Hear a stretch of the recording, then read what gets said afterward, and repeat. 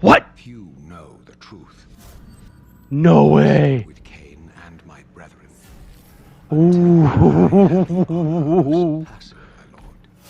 Oh My man, transgression, I earned a new kind this looks of really good. Yes, dude. Oh my god, this is gonna be so awesome. I can't wait for this. It looks great. It looks gorgeous. What High fidelity visuals, architecture, environmental textures of the characters like Raziel and Malkaya. Dude, this looks amazing. The Seraphim Stronghold and Soul Reaver 2. It looks like that these remasters are going to retain that of what the original games were able to do, but still have much higher visual fidelity to them. You know, better textures. But it looks really good. The future has always been written. Don't fight it. Yes.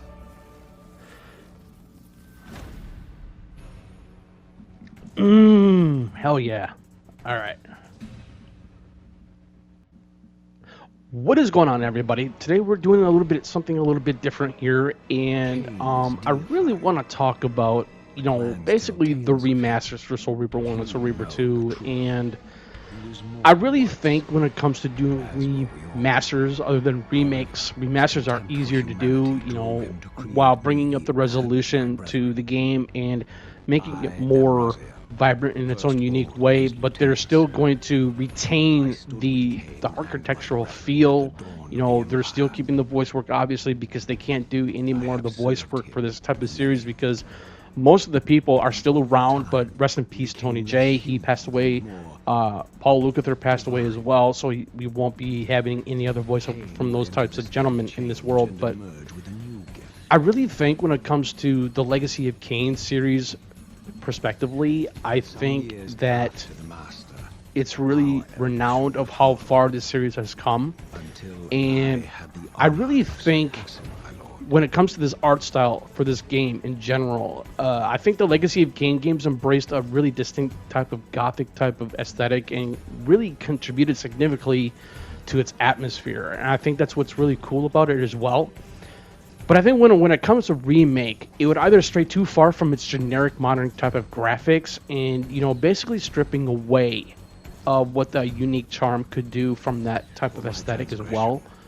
And it could either go two ways. It could either fail to utilize its current technology effectively in a certain way, but then it can leave fans very disappointed. And I think that's what's really so hard to do. And so again, it's a very tricky tightrope to walk with, and so it's so interesting of how far from like Blood and Metal Legacy of Kain to Legacy of Kain Defiance, and unbeknownst to a lot of people who really respect this series as a whole, including myself, because I really think that when it comes to the Legacy of Kain franchise, it's very highly popular. It has so much high fan base, and it's astounding. So again, I think that's where, when it comes to these remasters that are coming out this year, it's a smart move. And I really think when it comes to everything of what Blood and Metal Legacy of Kain was able to do from its top-down perspective, and with the unique type of combat system, and being able to upgrade Kain in that game as well. And that was so different from venturing off into Soul Reaver 1 and Soul Reaver 2, and then Blood and Metal Legacy of Kain, and then Legacy of Kain Defiance. I mean, I think what's so fascinating about these series as a whole as well is, in fact, that this whole entire series this whole entire series is very interconnected in terms of its story, even though that the story can be somewhat type of convoluted in its own unique way. But I think that's where this game is so good, and it's so fascinating. So, it is what it is. Now, another thing that I would really like to discuss here is the fan expectation, and basically the whole entire franchise identity.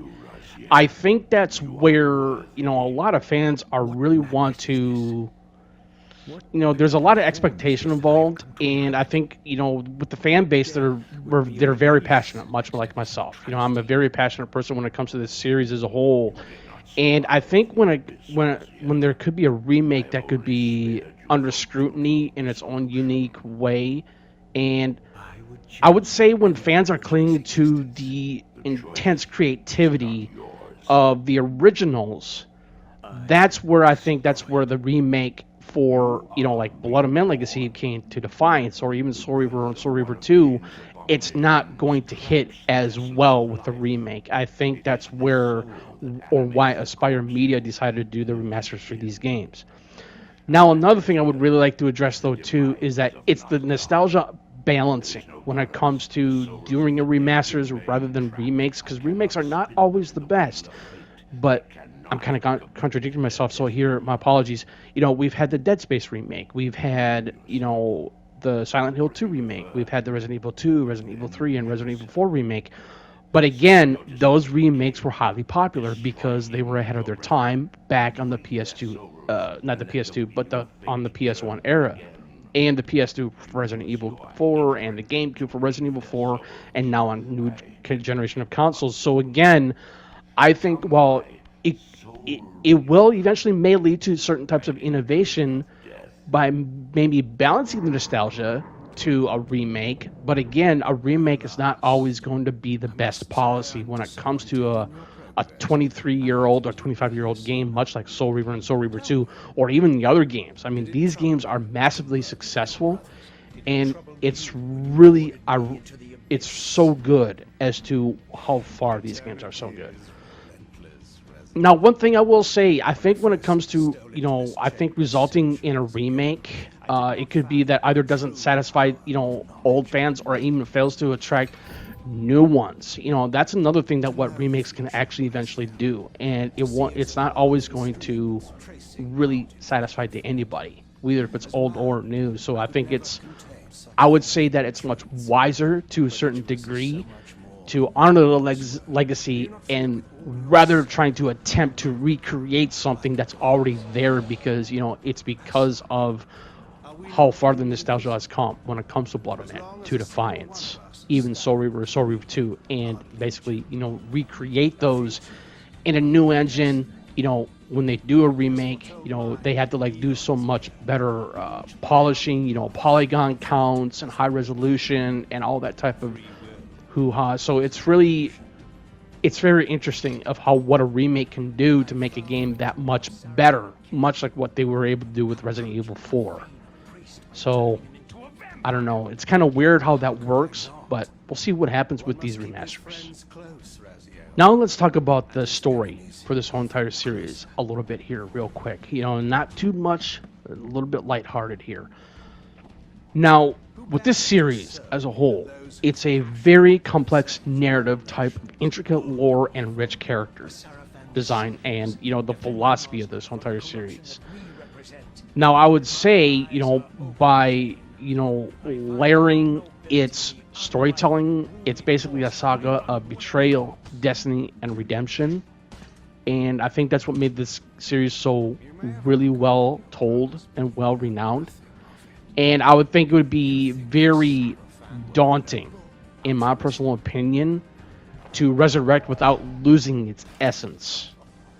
And I think resurrecting this series as a whole by making it into a remake could eventually oversimplifying these types of themes and being able to cater it to a modern audience. While a remake could be or bear fruit of its own intentions of being better in a remake rather than a remaster, but I think that's where this whole entire franchise as a whole, in my personal opinion, a remaster is going to be a better way to go.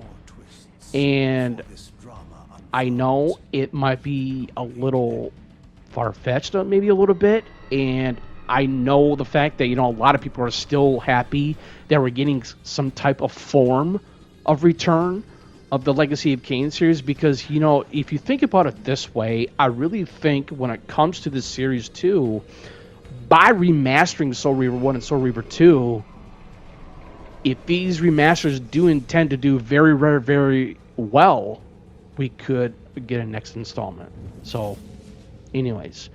But too much further ado, this is Jake from Citizen JV. Thank you for tuning in. Greatly appreciate it. Any comments or questions, please feel free to put them in the comment section below, guys. And I'll chat you guys later.